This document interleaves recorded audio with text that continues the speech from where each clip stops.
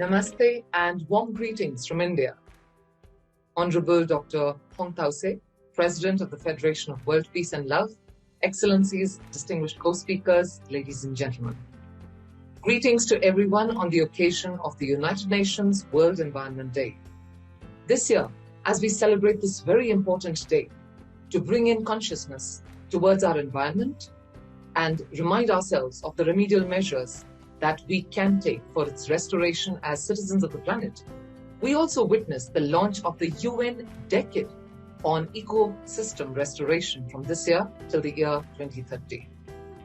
The objective during this decade is primarily to prevent, halt and reverse the degradation of ecosystems on our planet's landmass and every ocean. It is envisaged that this may help to put an end to poverty, it will help combat climate change and also prevent mass extinction. But this will only be possible if each one of us plays a part in it and does whatever we can in our capacity to save the planet. There has never been a more urgent need to revive damaged ecosystems than now. And we need to ensure that in the coming decade, we do whatever it takes and restore the environment.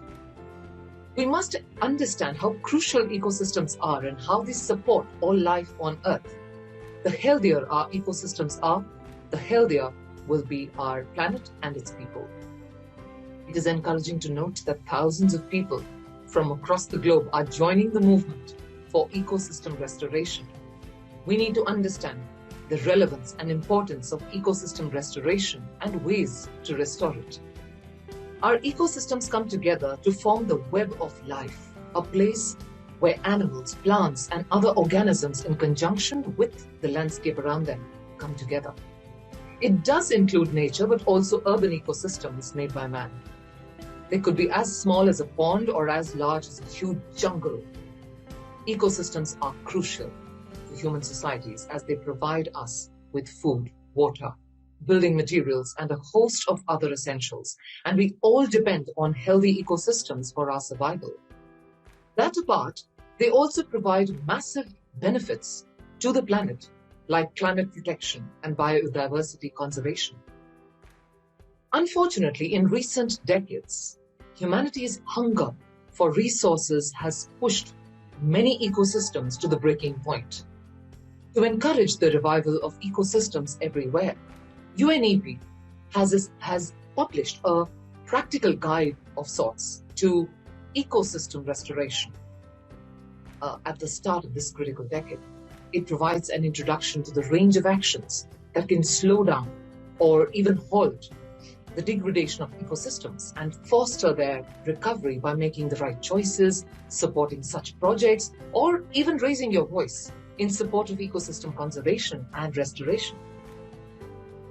The guide describes approaches to restoring 8 key types of ecosystems: forests, farmlands, grassland and savannas, rivers and lakes, oceans and coasts, towns and cities, peatlands and mountains.